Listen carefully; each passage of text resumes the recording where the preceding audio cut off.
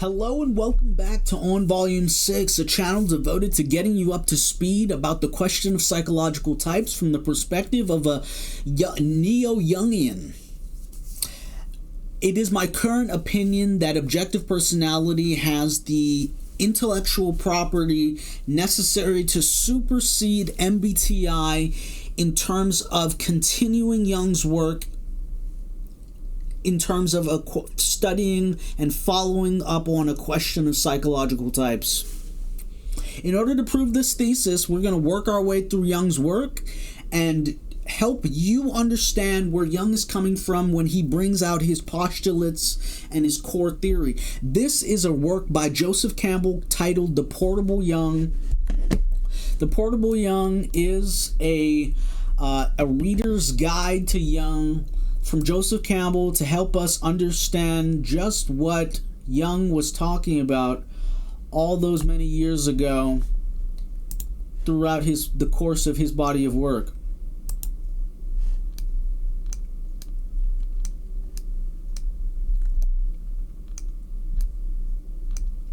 Okay, so to continue, Jung names such a turnover enantiodromia, running the other way.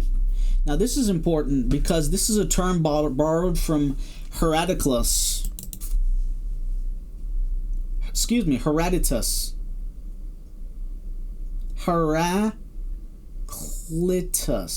Heraclitus.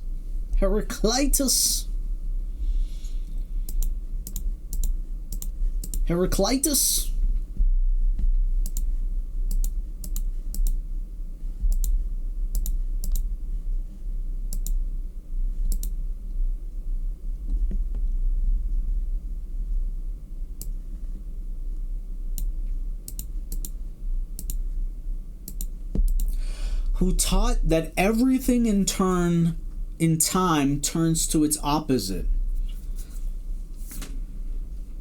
Running the other way, enantiodromia, such as turnover, such as a transfer of leadership from consciousness to unconscious factors. A transfer of leadership in terms of automaton. In the first section we actually discussed this.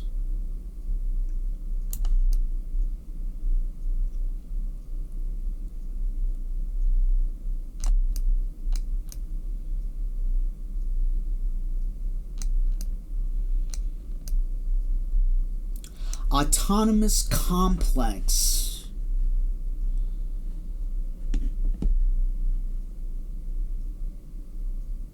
Okay, we're back. And we're dipping into this. Okay, I think I've covered it well enough, to be frank. But I did want to remark on Heraclitus. Heraclitus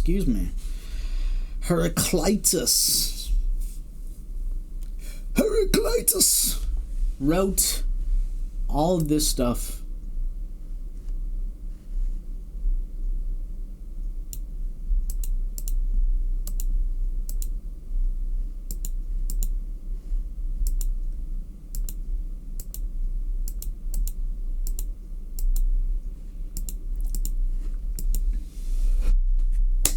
The idea is fundamental to Jung's psychology and applies furthermore to all pairs of opposites.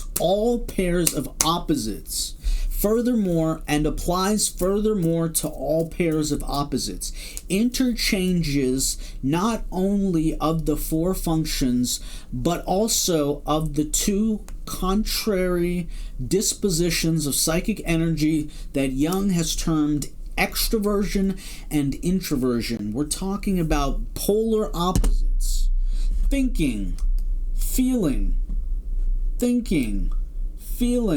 sensation, intuition, opposites. One pole juxtaposed against the other with the transcendent function in the middle in a quaternity. Four functions of consciousness. So, I mean, it gets real deep. I mean, we could go into Jung's work on a quaternity. Here, let's double back to that.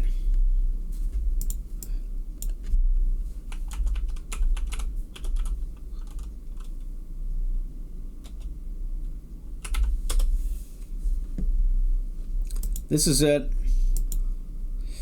Reading Jung, reading concepts and psychology of the quaternity.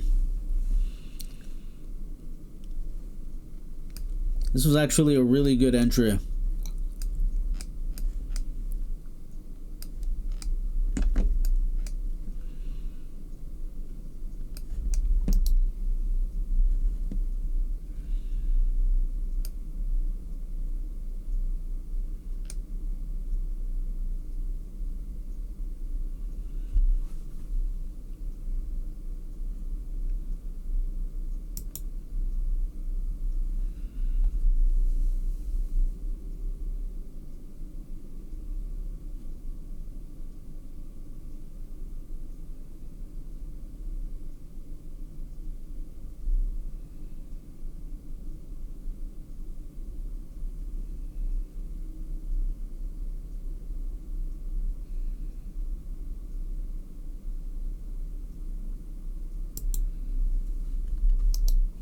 That's a great playlist. Okay, so doubling back. So this fundamental idea of opposites is incredibly important to Jung's psychology. Heraclitus and enantiodromia. This is saying that enantiodromia is an aspect of a mechanism of action of psyche, of a psyche, of the psyche, running the other way.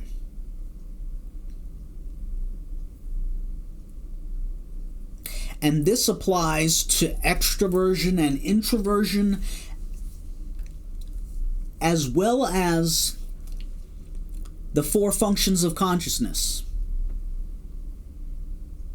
Jung recalls in his autobiographical volume, Memories, Dreams, and Reflections, that even while associated with the psychoanalytic movement, he had remarked that where Freud named sexuality as the controlling psychological force, Alfred Adler, who soon left the movement to develop in his own direction, put the will to power, and each was such a monotheist that he could brook no contradiction.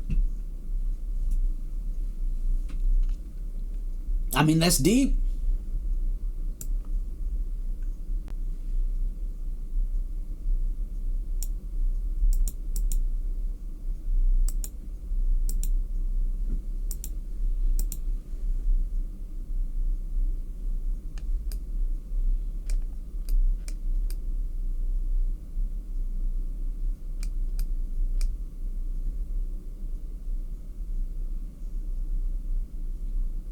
Each was such a monotheist that he could brook no contradiction. Jung, on the other hand, had been a polytheist all his life, so that is a claim by the author. Jung had been a polytheist all his life. Is that claim confirmed? We do not know, but this is the starting point to create a juxtaposition about, oh, okay, well, was Jung a polytheist? What does that have to do with anything? Is monotheism a better system? Is it a different system? How does it interact with psyche? That is to say, had always known that the ultimate one cannot be named. The ultimate one which cannot be named, the inconceivable God, is manifest in many forms.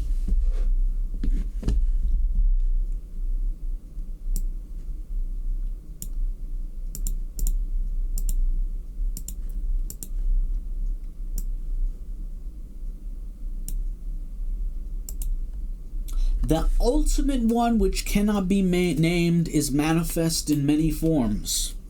These appearing as pairs of opposites, so that anybody fixing his eyes on but one is left open to the back to the other. What? So that anybody fixing his eyes on but one is left open at the back to the other, whereas the art is to learn of both, to recognize and come to a knowledge of both. Again, in the words of Heraclitus, good and evil are one. And God is day and night, summer and winter, war and peace, surfeit and hunger. Since this is young, or excuse me, since this is getting us, we're gonna have to define terms. An excessive amount of something. So, surfeit, surfeit, surfeit, surfeit, surfeit, surfeit. Jung terms extraversion the trend of libido recognized by Freud. Jung terms extraversion the trend of libido recognized by Freud. Jung terms extraversion the trend of libido recognized by Freud, which is characterized by an openness, one might even say vulnerability of the subject to the object, thinking, feeling, and acting in relation willy-nilly to the claims or appeals of the object. Introversion, on the other hand, is the trend recognized by Adler, which is characterized by a concentration of interest in the subject. Thinking, feeling, and acting in relation primarily to the interests, concerns, aims, feelings, and thought processes of oneself. Each attitude, however, is susceptible to enantiodromia. And when that occurs, there emerge all the other unconscious contents, contaminating, reinforcing, and bewildering one another in such a pell-melt of feeling tone complexes as to put one literally beside oneself. I mean, that's deep to unpack. That's very deep. We're continuing forward. Jung's concept is that the aim of one's life, psychologically speaking, should be not to suppress or repress, but to come to know one's other side, and so both to enjoy and to control the whole range of one's capacities, e.g., in the full sense, to know oneself. And he terms that faculty of the psyche by which one is rendered capable of this work of gaining release from the claims of but one or the other of any pair of opposites, the transcendent function.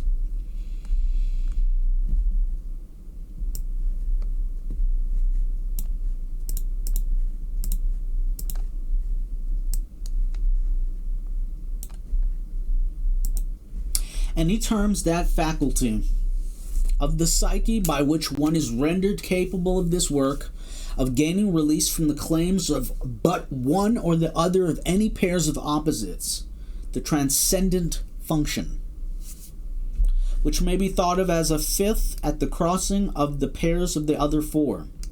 The transcendent function works through symbolization, mythologization, that is, by releasing names and things from their perceived conscious associations. It recognizes them in their context as delimited representations of our faculties, of an undelimited unknown. Okay, so that was deep, and we're going to pick this back up in our next entry. The transcendent function works through symbolization, that is, by releasing names and things from their perceived and conceived associations.